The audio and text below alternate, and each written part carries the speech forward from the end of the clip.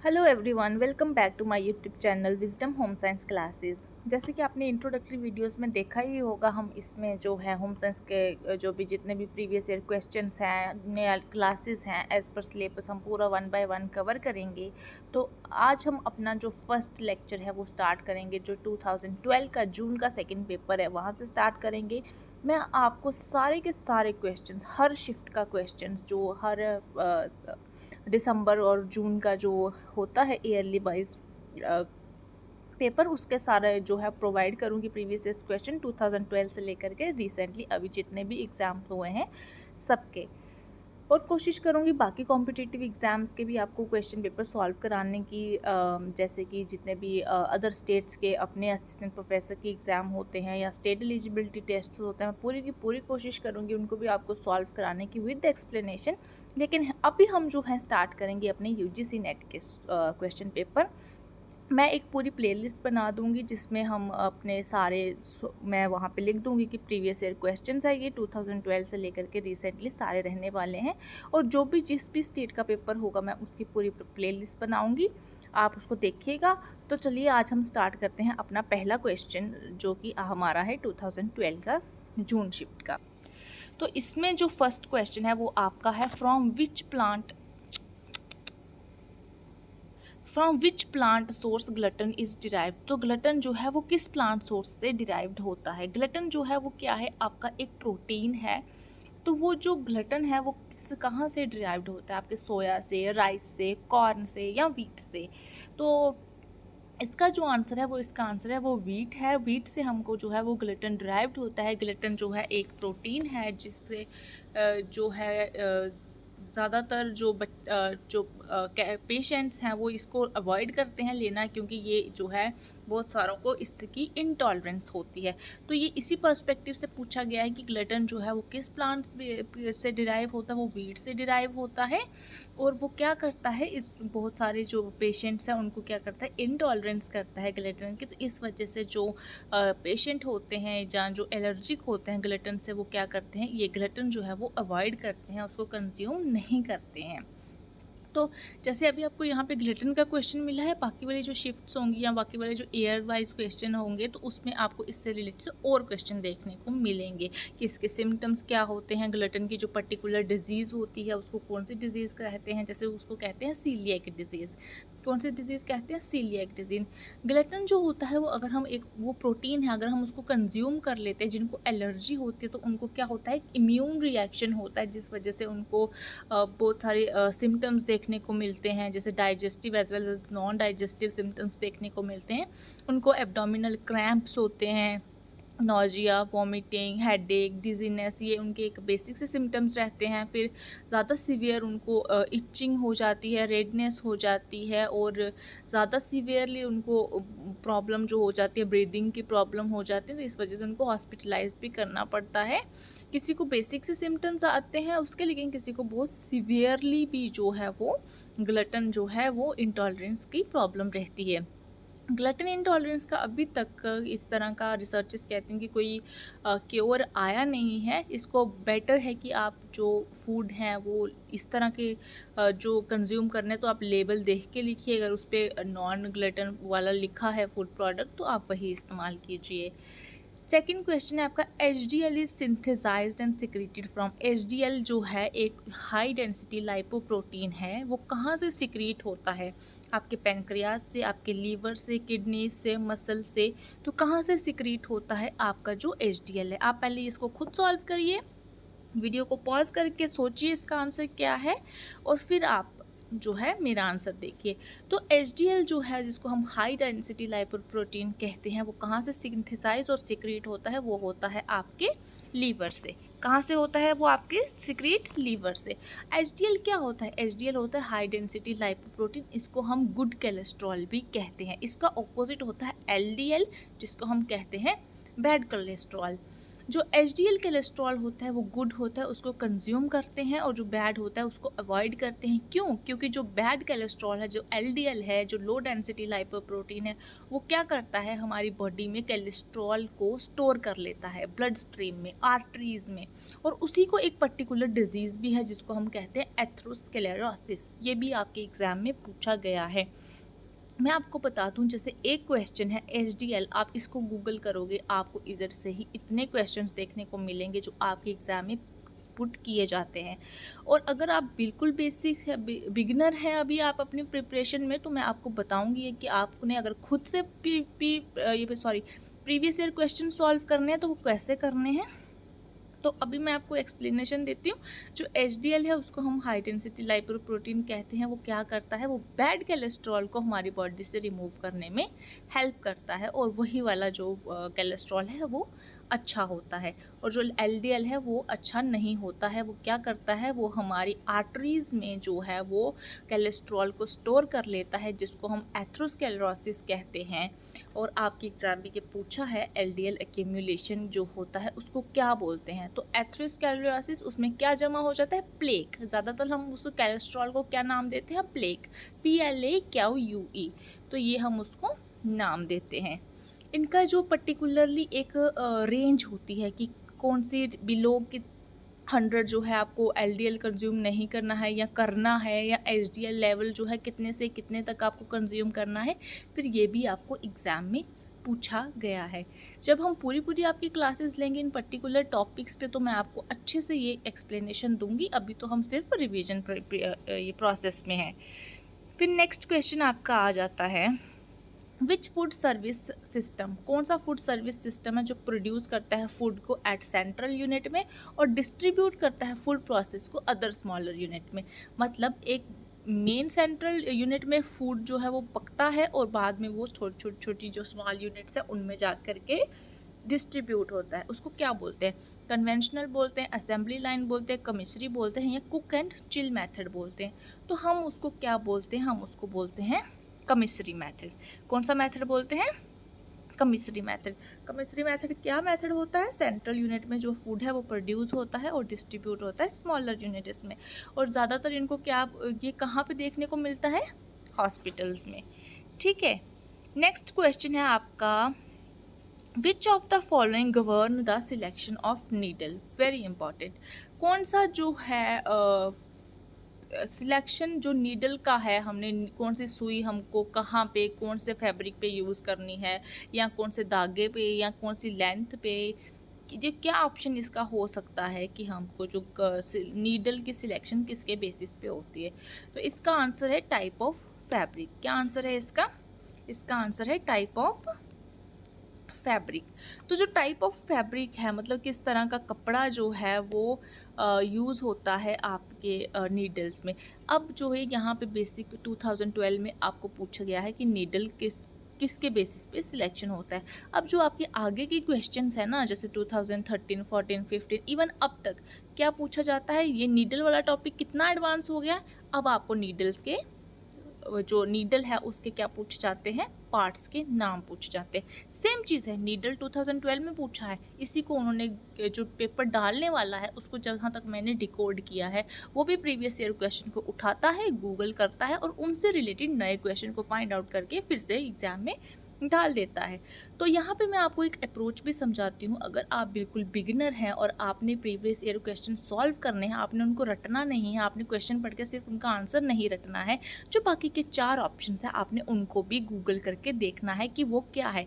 इस क्वेश्चन में सिंपल सा है, जैसे हमने ये वाला देखा क्वेश्चन नंबर 3, कमिश्री सिस्टम तो आपको पता लग गया क्या है, लेकिन कन्वेंशनल क्या है, असेंबली लाइन क्या है, कुक एंड चिल क्या है। जब आप इनको भी गूगल करोगे, फर्दर आपको इनसे और क्वेश्चन देखने को मिलेंगे जो कि आपको क्वेश्चन ऑलरेडी पूछ चुका है। तो अभी जैसे नई अप्रोच है, अगर आपने 2023 या 24 का एग्ज़ाम दिया है तो उसमें भी जो क्वेश्चन है आप देखोगे प्रीवियस ईयर से उठाए होंगे, घुमा फिरा के फिर डाल दिए होंगे। ठीक है, नेक्स्ट क्वेश्चन है, विच of the following is not a design repeat. तो इसका आंसर है रोटरी। अब इस तरह के क्वेश्चन नहीं पूछे जाते हैं, डिज़ाइन से पूछे जाते हैं, लेकिन थोड़े एडवांस लेवल के। The term therblig was given by, therblig किसने दिया था टर्म थर्बलिक क्या किसने दिया था और ये क्या होता है? तो थर्बलिक जो है वो किसने दिया था? वो दिया था फ्रैन गिलब्रेथ ने। इसका आंसर है बी, ये दिया था फ्रैन गिलब्रेथ ने। फैन जो गिलब्रेथ है उन्होंने क्या कहा था, उन्होंने क्या चीज़ दी थी? फ्रैन गिलब्रेथ ने दिया था रिपीटेटिव और नॉन रिपीटेटिव मोशंस की आपकी एक चीज़ दी थी। मतलब एक उन्होंने 18 काइंड ऑफ एलिमेंटल मोशंस दिए थे, जो मतलब 18 सेट होते हैं फंडामेंटल मोशन, जो कि एक इंडिविजुअल को किसी जैसे वो कोई ऑपरेशन कोई टास्क परफॉर्म करता है तो उस पर किस तरह के जो हैं वो मोशंस परफॉर्म किए जाते हैं। तो उसमें उन्होंने 18 दिए थे, कुछ सिंबल्स दिए थे उन्होंने, ज़्यादातर जैसे आँख जैसा सिंबल है तो उसका मतलब होता है सर्च करना, और उल्टा यू है तो इसका मतलब है, ये आप गूगल करके देख लीजिएगा। और जो अब आपको ये क्वेश्चन पूछा जाता है कि माइक्रो मोशन स्टडी का जो फादर है वो कौन है, who is the father of micro motion study? तो वो भी जो आपके हैं फ्रैन गिलब्रेथ हैं। गिलब्रेथ कुछ नहीं है, जो थिरबर्ग है वो कुछ नहीं है, वो गिलब्रेथ का उल्टा है। आप गिलब्रेथ को उल्टा कर दोगे आपको थिरबर्ग जो है वो याद रह जाएगा।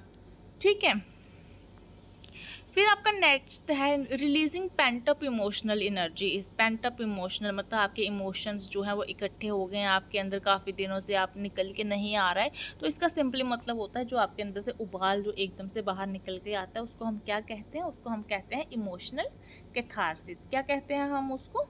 हम उसको कहते हैं इमोशनल हम उसको क्या कहते हैं? इमोशनल कैथारसिस कहते हैं हम उसको। ठीक है, तो अभी मुझे थोड़ा माफ़ करना, ये चीज़ें इग्नोर करना, बिकॉज़ अभी मेरे पास प्रॉपर सेटअप नहीं है। जब हमारा यूट्यूब चैनल चल जाएगा और आपको वीडियोस पसंद आएगी तो हम अपना पूरा प्रॉपर सेटअप भी लाएंगे। Deliberate manipulation of people's belief, values and behaviour through words, gestures, images is known as. इसका मतलब है अगर हम लोगों का इंटेंशनली उनके जो पीपल्स के जो लोगों के बिलीफ हैं, वैल्यूज़ हैं, बिहेवियर हैं, उनको हम इंटेंशनली मैनिपुलेट करते हैं थ्रू आवर वर्ड्स, हमारे वर्ड्स से, हमारे इशारों से, हमारी कुछ इमेजेस से, तो उसको हम क्या कहते हैं? जब हम दूसरों की बिलीव्स और वैल्यूज़ को मैनिपुलेट करते हैं। पब्लिसिटी, प्रोपोगेंडा, परजुएशन, परसेप्शन, तो हम इसको कहते हैं प्रोपोगेंडा। तो ये ज़्यादातर कहाँ देखने को मिलता है? पॉलिटिक्स में देखने को मिलता है। ठीक है, triggering the mind of participant to finding out solutions for a problem is called as। जब हम दूसरे के माइंड को ट्रिगर करते हैं, उनको हिंट्स देते हैं, उनको मोटिवेट करते हैं कि आप इस प्रॉब्लम का सोल्यूशन ढूंढो। जैसे फॉर इसकी एग्जांपल है, हम बच्चे जब पजल सॉल्व करते हैं तो हम उनको मोटिवेट करते हैं, उनको ट्रिगर करते हैं, उनको हिंट देते हैं कि ऐसे नहीं, इस पजल को इधर लगा के देखो, उधर लगा के देखो, या इसके ऊपर लगा के देखो, दाएं बाएं, ऐसे उनके हम हिंट्स देते हैं, उनके माइंड को ट्रिगर करते हैं। तो उसको हम क्या कहते हैं? कॉलिक्यूजम, सिंपोजियम, डिबेट, ब्रेनस्टॉर्मिंग। तो इसका आंसर है ब्रेनस्टॉर्मिंग। ब्रेनस्टॉर्मिंग क्या होता है? हम उनके दिमाग को जो है थोड़ा सा एक तरह से मोटिवेट करते हैं, हिंट्स उनको देते हैं ताकि वो एक प्रॉब्लम का सल्यूशन फाइंड आउट कर ले। ठीक है, बाकी के जो ऑप्शंस है कॉलिक्यूजियम, सिंपोजियम, डिबेट, इनको आपने गूगल करके देखना है ये क्या होते हैं। ये ज़्यादातर पेपर 1 में पूछे जाते हैं। नेक्स्ट क्वेश्चन है chi square test is used. Chi square test कहाँ पे यूज होता है? When there are only 2 groups of comparison, when the data is in frequencies to check the accuracy of data, when there are 3 और मोर groups for comparison. तो काई square test कहाँ पे use होता है? तो काई स्क्वायर टेस्ट यूज़ होता है जब डेटा का क्या होता है, जब डेटा हमारा फ्रीक्वेंसीज में होता है। तो जब डेटा फ्रीक्वेंसीज में होता है, कौन सी फ्रीक्वेंसीज? एक्सपेक्टेड और ऑब्जर्व्ड फ्रीक्वेंसीज होती है, वहाँ पे हमारा काई स्क्वायर टेस्ट यूज़ होता है। अब इतना एडवांस में कोई पूछना, कभी कभी काई स्क्वायर का आपको फॉर्मूला भी पूछ लेते हैं, तो आपने वो भी थोड़ा देख लेना है। और काई स्क्वायर से रिलेटेड बाकी के जो टेस्ट होते हैं, एफ टेस्ट, टी टेस्ट, इस तरह के टेस्ट जो हैं वो आपको अब भी देखना है। जब आप प्रीवियस ईयर क्वेश्चन सॉल्व करोगे तो आपको यहाँ से देखने को मिलेंगे टॉपिक्स, एक पर्टिकुलर क्वेश्चन नहीं, एक टॉपिक्स देखने को मिलेंगे। जैसे फॉर एग्जांपल रिसर्च से कहाँ से क्वेश्चन पूछा गया है? टेस्ट से क्वेश्चन पूछा गया है। ठीक है। तो आपने जितने भी टेस्ट हैं उनको अच्छे से पढ़ना है, और ये अगर आप पढ़ोगे तो ये आपको पेपर 1 में भी काम आएगा और पेपर 2 में भी। Which of the following foods are produced by involving lactic acid fermentation? तो जो fermentation है lactic acid में, वो किस किस फूड में होती है? बेयर में, जॉगर्ट, चीज़, विनेगर। तो इसके ऑप्शन जो है वो कॉम्बिनेशन में है, आप देख सकते हैं। जो पहला ऑप्शन है वो ये है कि बेयर और जॉगर्ट में होती है फर्मेंटेशन, चीज़ और जॉगर्ट में होती है, विनेगर और चीज़ में होती है, या फिर योगर्ट और चीज़ में होती है। तो पहली बात तो ये कि फर्मेंटेशन होता क्या है। फर्मेंटेशन एक बायोलॉजिकल एक रिएक्शन होता है, बायोकेमिकल रिएक्शन, जिसमें क्या होता है, जो हमारे शुगर हैं, जो कार्बोहाइड्रेट हैं, शुगर जो हैं, वो किस में कन्वर्ट हो जाते हैं, अल्कोहल में कन्वर्ट हो जाते हैं। और फर्मेंटेशन की स्टडी को हम क्या बोलते हैं, जाइमोलॉजी। क्या बोलते हैं, जाइमोलॉजी। जाइमोलॉजी मीन्स जेड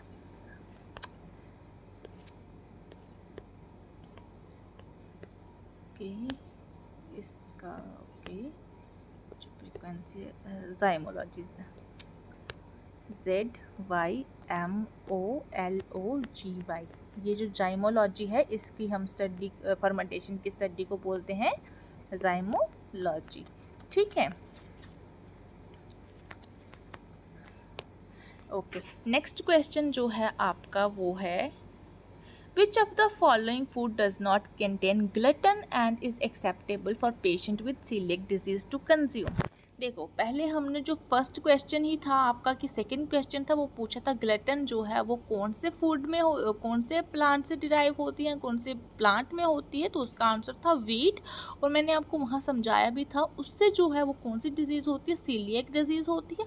अब आपको क्वेश्चन यहाँ पे पुट किया गया है, डू नॉट कंटेन ग्लटन, कौन सा फूड जो ग्लटन नहीं कंटेन करता है। इतना तो हमने पढ़ लिया कि फूड जो है, वीट जो है वो ग्लटन कंटेन करता है। अब हम देखते हैं इसके ऑप्शंस क्या हैं। व्हीट फ्लोर, देखो सबसे पहले आ गया कनक का आटा, गेहूं का आटा, या फिर आपके चावलों का आटा, या ग्राम फ्लोर, या कॉर्न फ्लोर।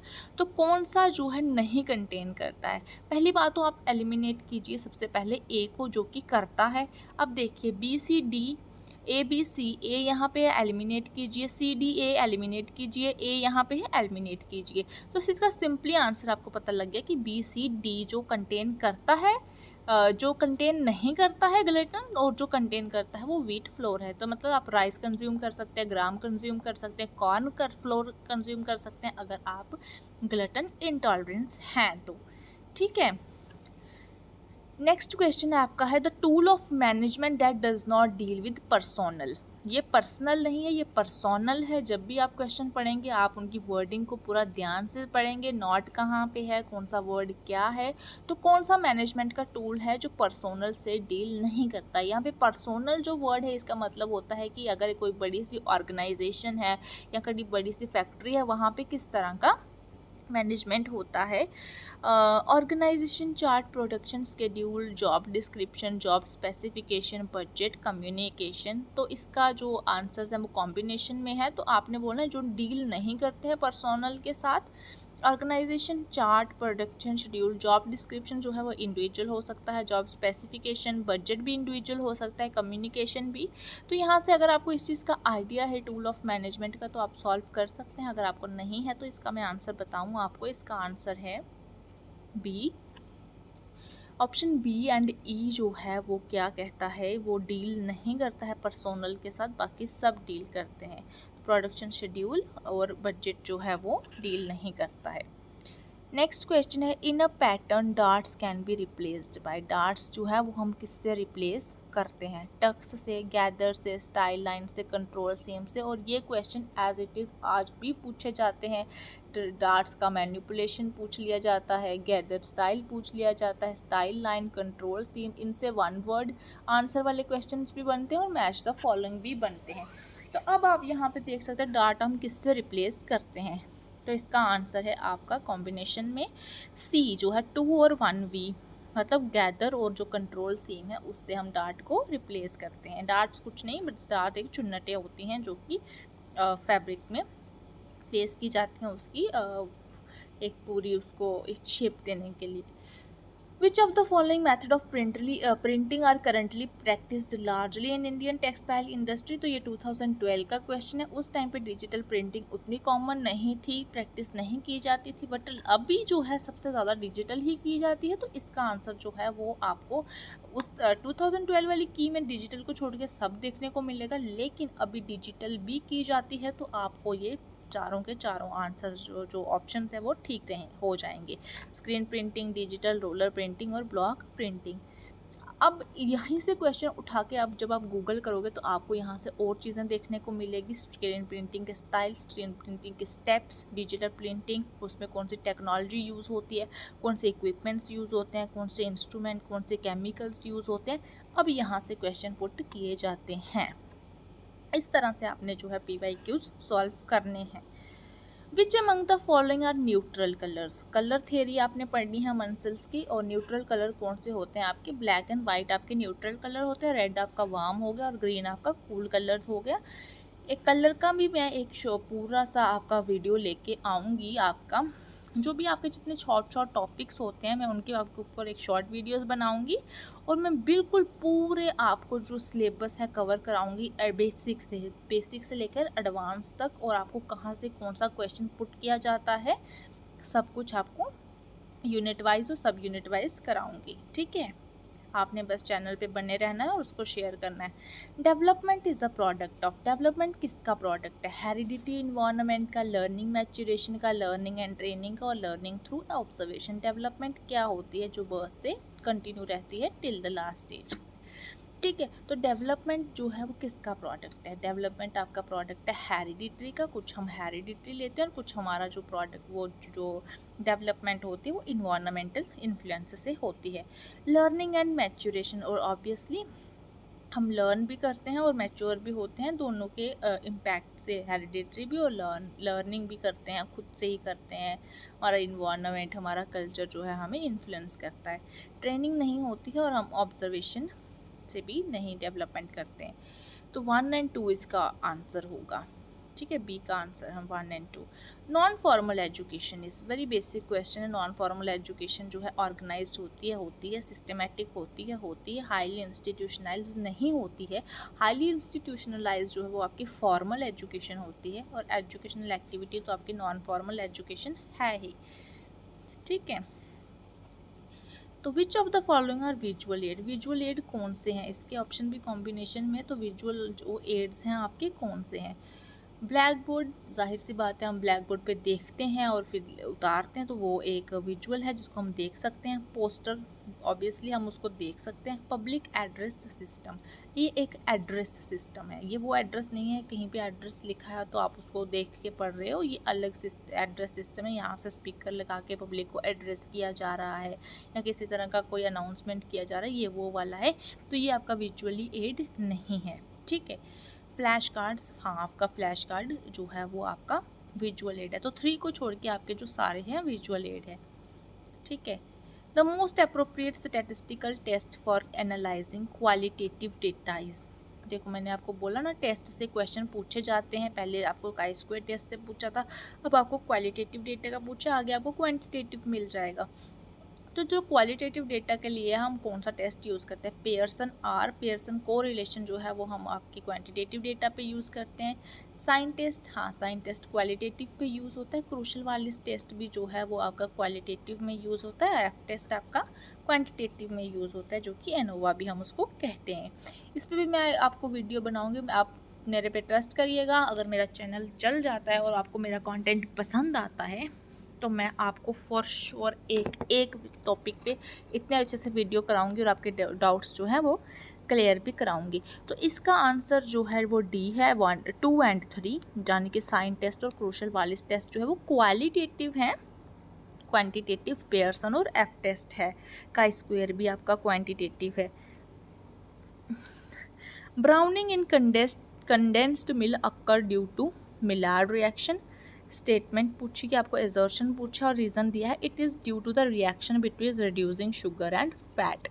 तो ऑप्शन देख लेते हैं। Both A and R true, R false, A true R false, इस तरह के आपको पूछे जाते हैं। बेसिक आपको क्या पता होना चाहिए इनका कॉन्सेप्ट। ब्राउनिंग कंडेंस मिल्क में मिलियार्ड रिएक्शन की वजह से होती है। तो मिलियार्ड रिएक्शन होता क्या है बेसिकली?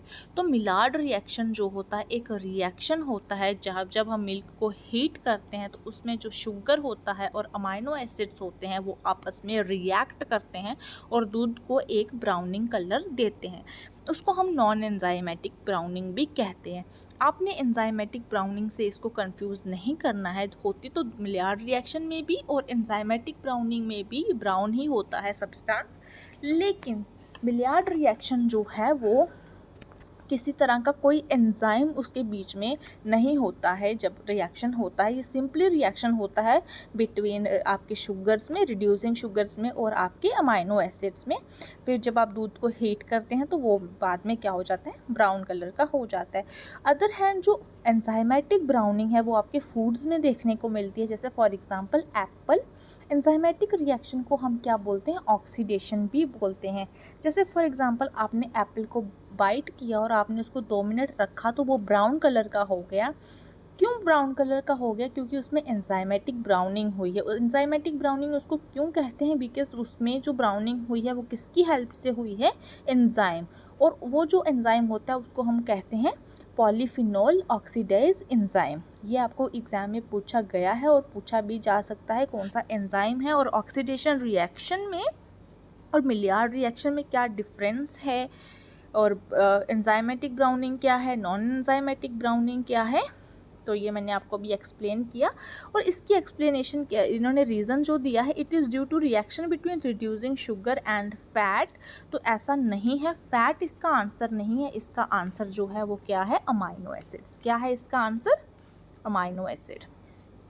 ठीक है, तो इसका आंसर जो है वो है आपका अमाइनो एसिड्स, अमाइनो एसिड्स। ठीक है, ये आपने याद रखना है। Energy requirement during lactation are higher than during pregnancy as the turn over, reason दिया है as the turn of over of iron is greater during lactation because of milk secretion. तो आपको क्या लगता है इसका आंसर क्या होगा कि जब हमारी प्रेगनेंसी होती है और लैक्टेशन होती है, प्रेगनेंसी में हमको एनर्जी उतनी नहीं चाहिए जितनी हमको लैक्टेशन में चाहिए, और आयरन हमको जो है प्रेगनेंसी में नहीं ज़्यादा कि लैक्टेशन के टाइम पे ज़्यादा चाहिए, क्योंकि उस टाइम पे मिल्क सिक्रेशन होती है। दोनों ट्रू है, दोनों फॉल्स हैं, एक ट्रू है एक फॉल्स है, ए फॉल्स है या आर ट्रू है।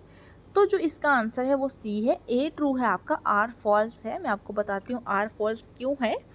Energy requirement during lactation are higher than during pregnancy, तो ये बिल्कुल करेक्ट है। जो एनर्जी रिएक्शन आपका रहता है, जो आपने एनर्जी कंज्यूम करनी है वो अपने लैक्टेशन में ज़्यादा कंज्यूम करनी है, बिकॉज आपने जो है फीड करना होता है।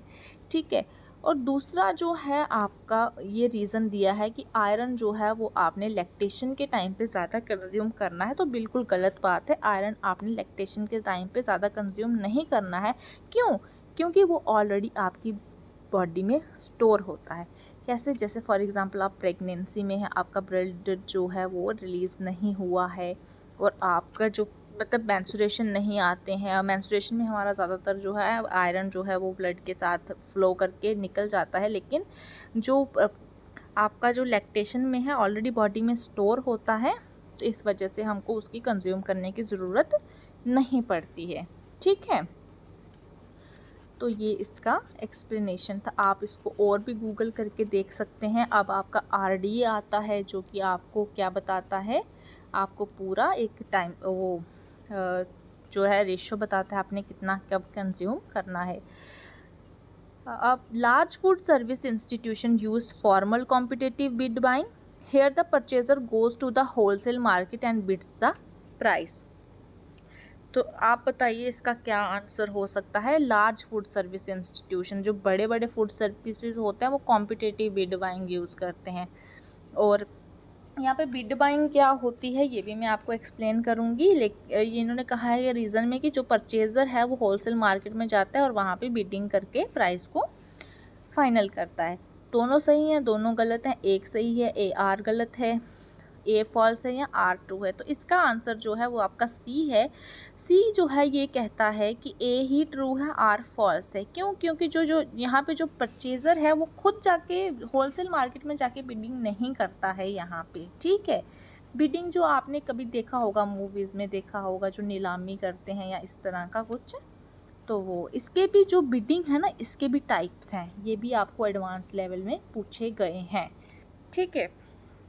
तो ये भी मैं आपको एक्सप्लेन करूँगी अच्छे से जब पूरी क्लासेस लेंगे। Break point of the collar is marked on the placket extension. Roll line turn back from the central और front line. Both true both false. A correct, R false, A false, R correct. तो इसका answer है C, A is correct because R is false. Reason ने बोला है roll line turn back from the central front line, तो वो central front line से turn back नहीं करती है, वो बैक फ्रंट लाइन से करती है, ठीक है। कॉलर आपने देखा होगा जैसे फोल्ड होता है वो सेंटर से नहीं बैकवर्ड होता है। 25 brocade hakka back Jacquard tapestry classified under the same category, और सबको जो है एक जैकवर्ड लूम पे बनाया जाता है। ये आपके किस तरह की किसकी टाइप्स हैं? ब्रोकेड, हुक्का बैक, जैकवर्ड, टेपेस्ट्री। तो ये आपकी वीविंग की टाइप्स हैं। इधर से क्वेश्चन भी पूछे जाते हैं आपको वीव टाइप से, एम्ब्रॉयडरी टाइप से वगैरह वगैरह। इसका आंसर जो है दोनों ही फॉल्स हैं, सेम कैटेगरी में नहीं आते हैं। ब्रोकेड अलग टाइप की है, हुक्का बैक अलग टाइप की वीविंग है, जैकवर्ड और टेपेस्ट्री ये अलग अलग टाइप के जो हैं फैब्रिक्स हैं और अलग अलग टाइप की वीविंग भी होते हैं, और ये जैकवर्ड लूम पे नहीं बनाते हैं, इनकी हर एक की अलग अलग मशीन होती है, ठीक है। मैंने अभी हमें लगता है वीडियो काफ़ी लंबी हो गई है, तो हम आपके आज के जो पार्ट 1 है उसमें 25 क्वेश्चन रखते हैं, और सेकंड पार्ट जो होगा उसमें हम नेक्स्ट 25 क्वेश्चंस जो हैं वो करेंगे। आप मुझे कमेंट करके ज़रूर बताइएगा कि मैं आपके पूरे 50 के 50 क्वेश्चंस जो हैं वो आपके एक ही वीडियो में सॉल्व करूं या पार्ट वाइज चलेगा तो ठीक रहेगा, ठीक है। तो यहीं तक रखते हैं हम आज की वीडियो। तो प्लीज़ आपको अगर अच्छी लगती है तो हमारे चैनल को सब्सक्राइब ज़रूर करें और चैनल को शेयर भी करें। तो तब तक के लिए आपको बाय बाय। आप अच्छे से पढ़िए। कोई आपको डाउट होता है तो अभी तो कोई चैनल नहीं है, आप नीचे कमेंट करके ज़रूर पूछिएगा। मैं आपको प्रॉमिस करती हूँ अगर चैनल चल जाता है, आपको किसी तरह का कोई डाउट होता है, आप कमेंट सेक्शन में पूछ सकते हैं। तो मैं इसको, अभी तो खैर फर्स्ट वीडियो है, इम्प्रूव करूँगी आगे। आप मुझे इम्प्रूव की भी सजेशन दे सकते हैं कमेंट बॉक्स में। तो आने वाले टाइम में मैं आपको सारी क्लासेस दूंगी और सारे कॉन्सेप्ट अच्छे से आपके क्लियर भी करूँगी। ओके, तब तक के लिए बाय बाय, थैंक यू।